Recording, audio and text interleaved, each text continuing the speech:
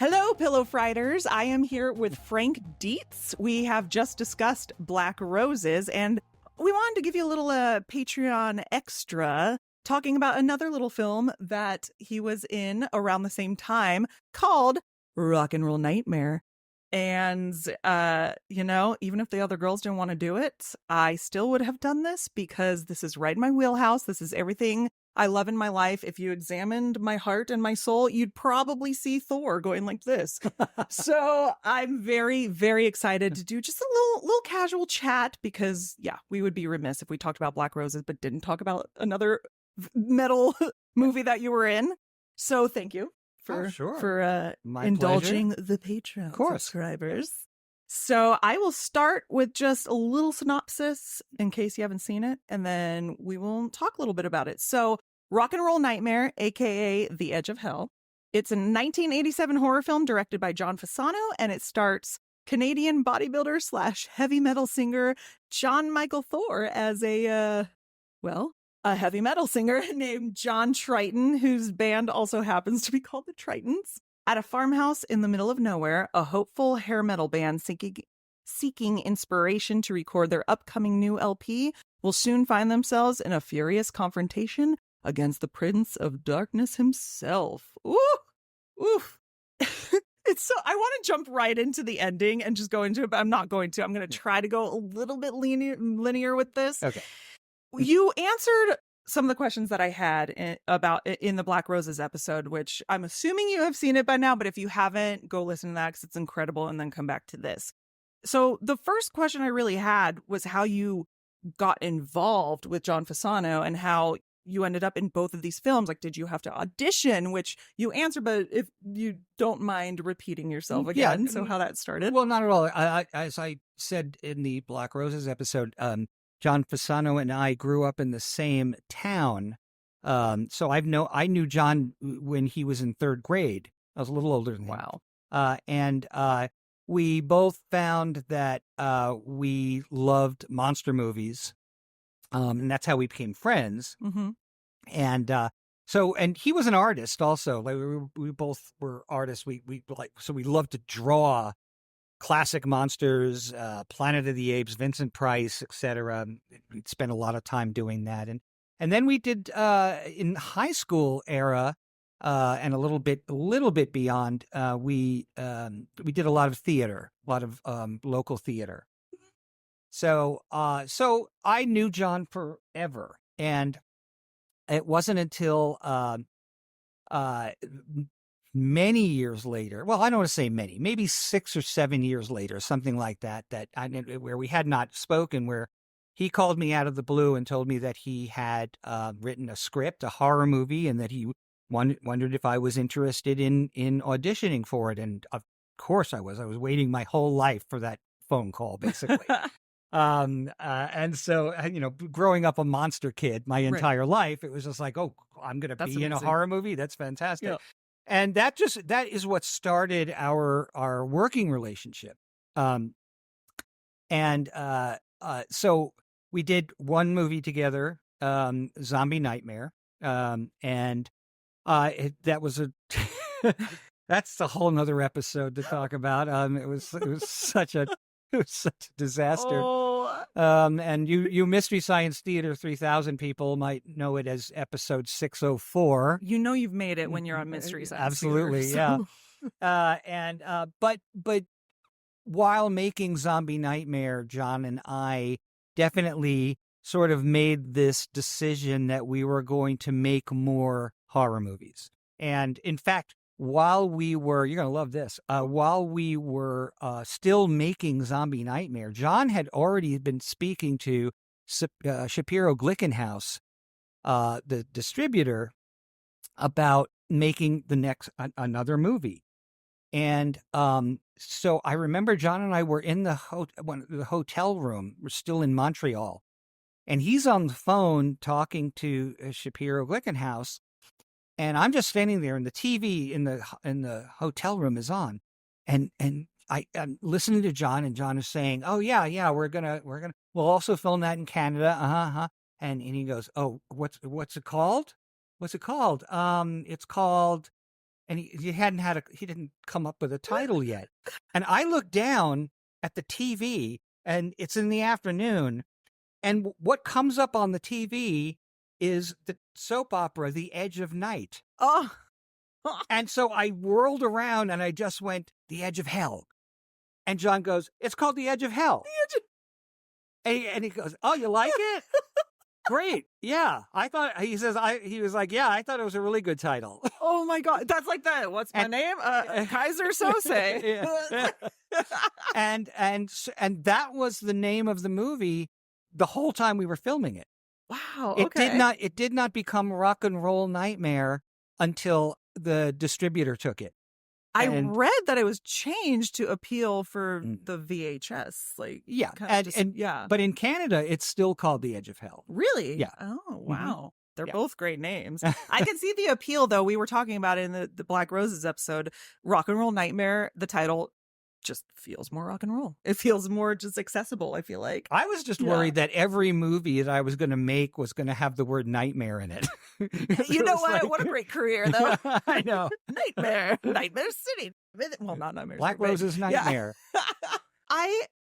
This movie fascinates me on so many levels because one of my favorite, I don't like saying so bad it's good because that can mean so many different things. For me, when I had the idea to start a podcast, I initially came into it titling it Hot Mess Horror. Mhm. And I mean that in a term of endearment. If you've Right. heard other episodes, you know when I say hot mess, I mean that in the best compliment possible because I love movies, especially 80s movies that are low budget. They know what they are. They're not trying to be Oscar winners. They're not trying to be elevated horror, which don't get me started on elevated horror.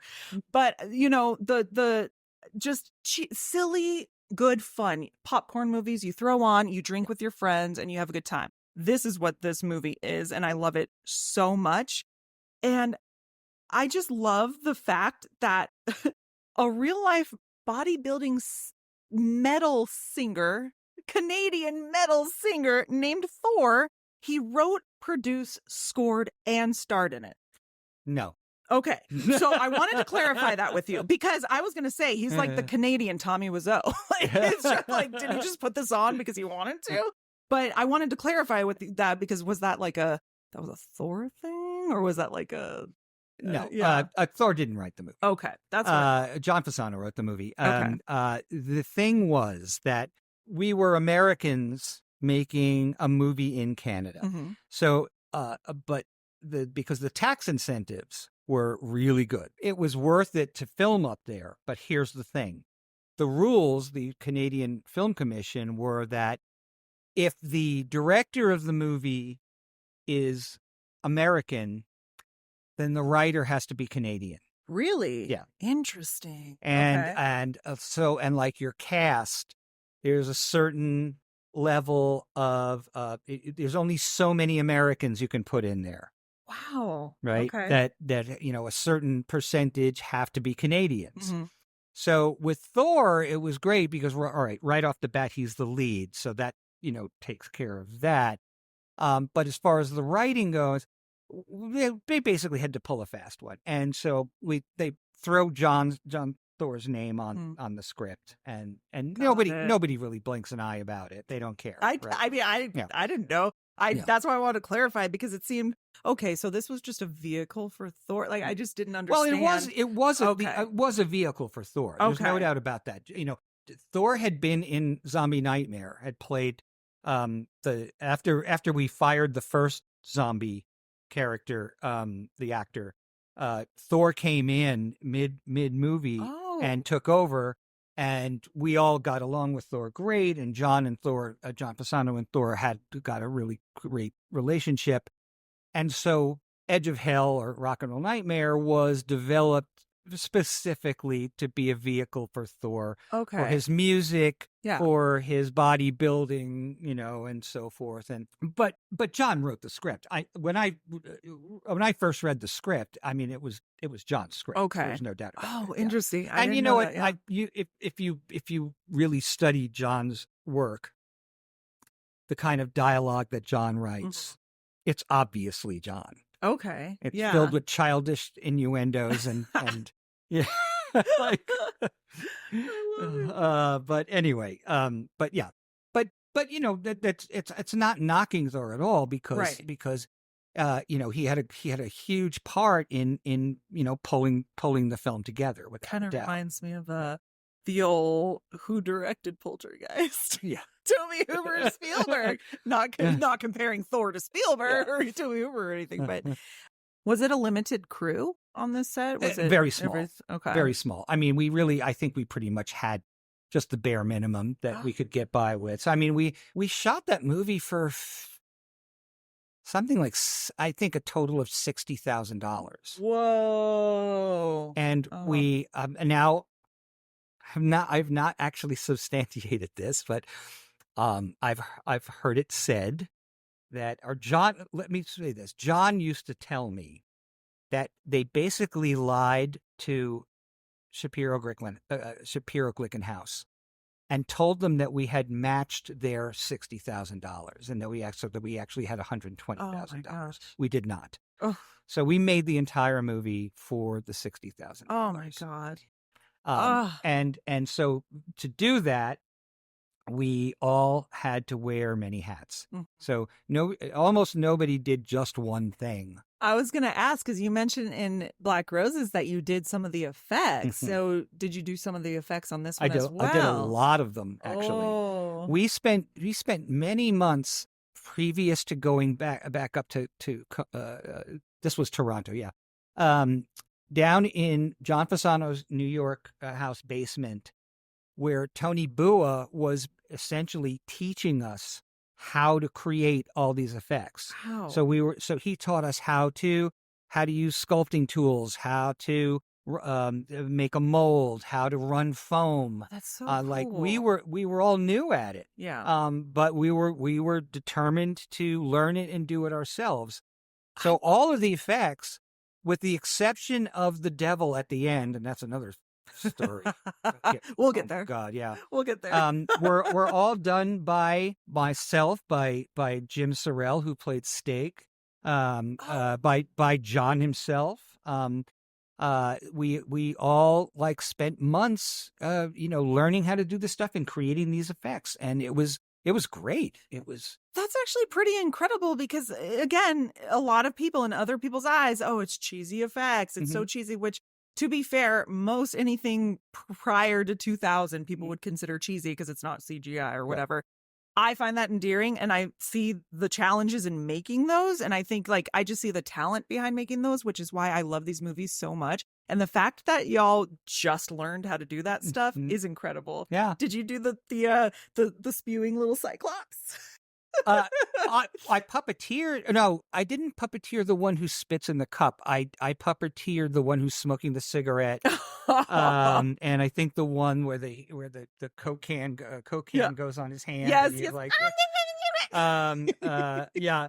I created some of the masks for it. I created the squids. Oh, okay. That we threw it. Oh my gosh, I get that. John Thor. I love those so much. Oh, and I also did the chicken demon that's in the refrigerator. Oh my gosh, that's so good. Yeah, I love that. So it really was. I mean, like I think I said this on the Black Roses episode that like this really was like, hey kids, let's go make a movie in my dad's barn. Oh my! And the fact that we were actually filming a lot of it in a barn made that even more close to the truth. I love that so much. I love anything that involves limited budget because knowing what you can get away with and what you're capable of doing is incredible to me. Well, this next question, because I'm going to jump right into it. I'm going to read it because it's very long-winded and I was very excited to write it. Okay. So this was my first time seeing Rock and Roll Nightmare when I just watched it. I've always wanted to see it, but I never knew how to get a hold of it. And because the cover is one of those covers where I'm like, that speaks to me. That speaks to me because that is so metal and it's 80s and it's everything I ever dream about at night. So I was very happy that I was able to find it and watch it. And since this was my first time watching it, I thought it would be many things. But I didn't think it would be a film with a huge plot twist that I didn't see coming, and not just any plot twist, a batshit crazy one where, spoilers if you have not seen the movie, you can stop it now and watch it, or you can listen to the spoilers. Spoilers. Okay. Not just a batshit crazy one where Triton just so happens to be a badass metal archangel named the Intercessor who bamboozles the devil named Bub by essentially saying it was all in his head with a band not really existing and actually being shadow people that the devil was possessing. What was your reaction when you first read that ending? Oh, I loved it. I thought this is it's so John Fasano, number one. It came so out of left field. Yeah. I had to rewind it and be like, did I miss something? Yeah. What?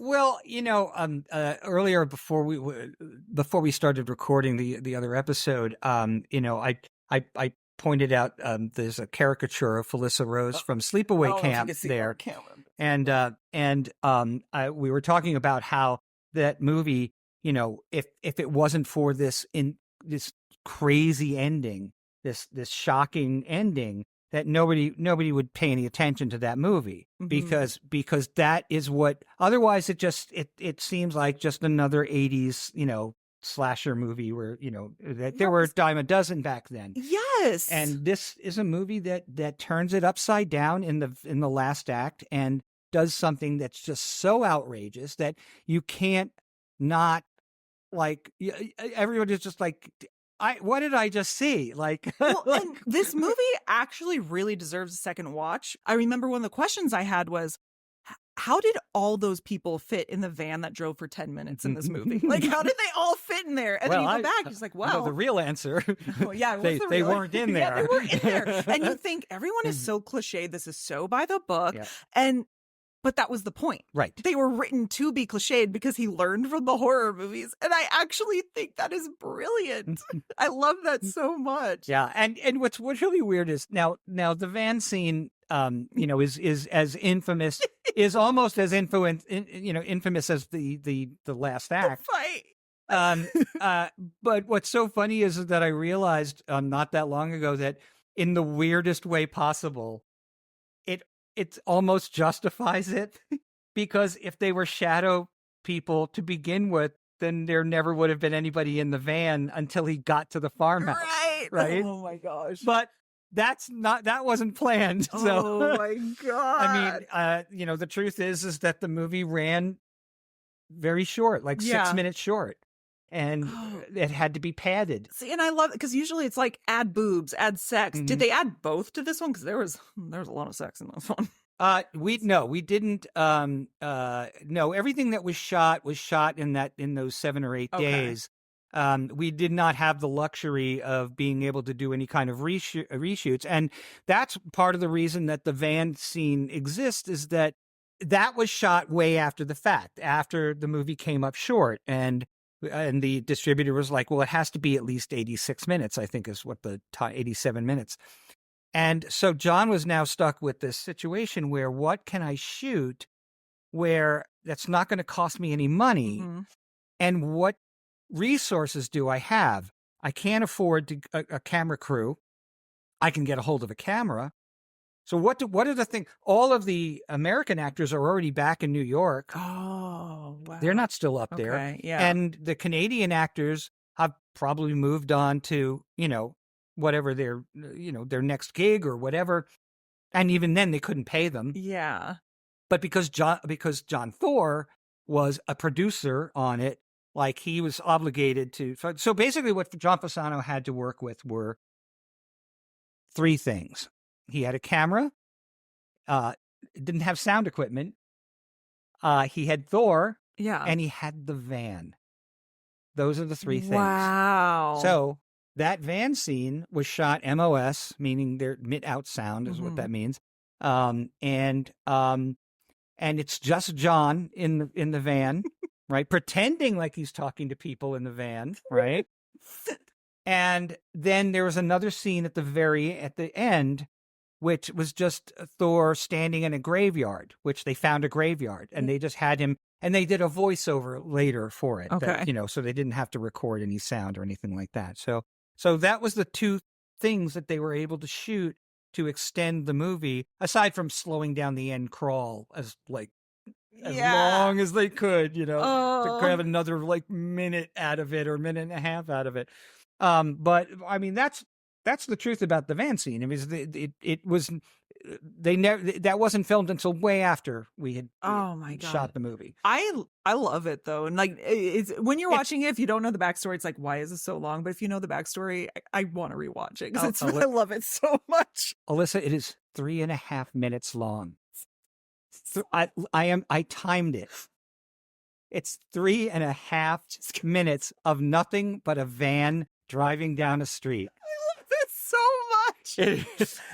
That's talking about the beauty of it is hilarious. Oh my gosh. I had only one more question, but there's a couple questions that just sparked interest. So if you don't mind talking a little bit more, you mentioned you rolled your eyes when you talked about the devil puppetry. Yeah. I need to talk about that ending. No. I really need to talk about that wrestling. Okay. So much. So now, John Thor was also sort of like, he was a bodybuilder, right? A weightlifter, dabbled a little in wrestling.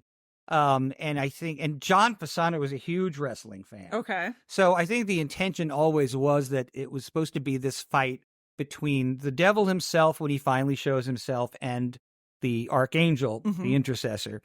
And so John had hired this one guy, Arnold, to create the devil. Okay. Right. And the guy had a long time to be able to work on it, to create it. And John, again, he didn't want it to look like a guy in a suit. He wanted it to be this thing that couldn't be a guy in a suit. Yeah. So Arnold builds this thing and he shows up with it in Canada. And the thing weighed more than a Volkswagen bus. Oh my gosh. It was so heavy. Oh wow. And the thing is that we had to prop this thing up and hold it up so that it took 5 of us to manipulate that thing. Oh my gosh. Poor John Fasano had to at some point. Now thankfully John was a pretty strong guy himself. He was a big bulky kind of guy.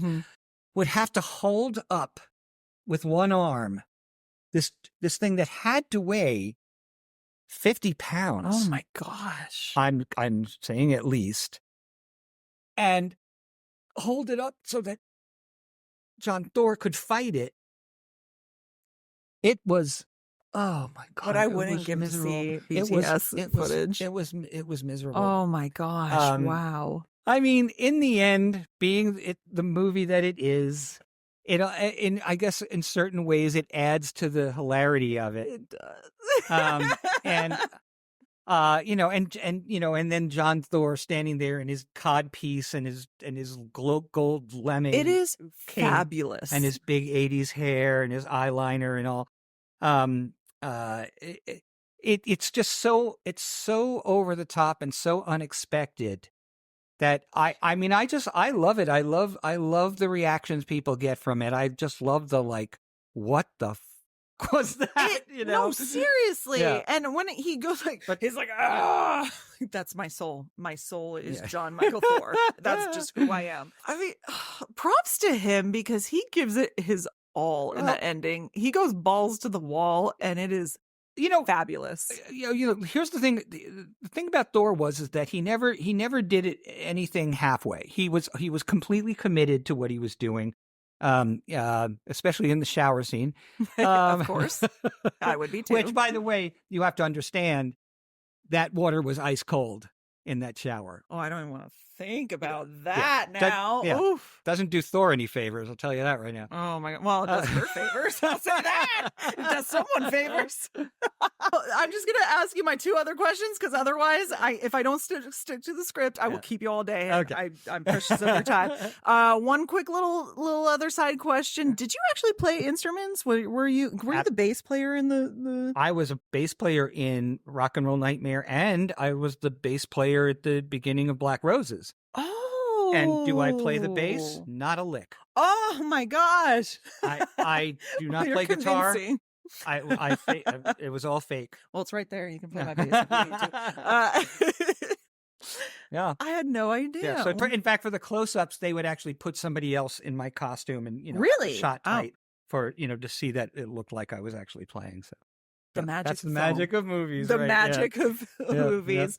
Mhm. So my final question for you is, would you rather face off against Damien and his demon band, or the Devil Bub and his gaggle of starfish squid monsters? Well, Damien weighs considerably less than the puppet in Rock and Roll Nightmare. So I think I might, Sal's got some reach maybe, but I think I could hold up for a bit. Yeah. At least like a really banger of a song. Well, both of them have banger of a songs that are playing during those scenes, but fair answer. I accept the challenge. Oh my God. Accept the challenge. I love that song so much. Oh my gosh. Thank you so much for taking the time to talk about Black Roses. And why was I about to say Nightmare on Elm Street? Rock and Roll Nightmare. It's just one of so those. many nightmares. So many nightmares. Frank does the nightmare movies, y'all. Yes, you gotta right. go to the Frank Nightmare movies. Where can people on our Patreon find you? You can find me on social media on Facebook as Frank Dietz, and the Frank Dietz on Instagram and Twitter. And I just started doing TikTok again. So find me on there too. Yay. I do have a website too. It's sketchythingsart.com. And you have a book? I have a Wanna book. mention that? I have a new book. Yes. It's called Monsters, Movies, and Me. And it's a whole bunch of stories like the ones I've been telling here today. And until next time, sweet screams, everyone. And whatever you do, Don't fall asleep first. ooh, otherwise Thor's gonna get you with his muscles.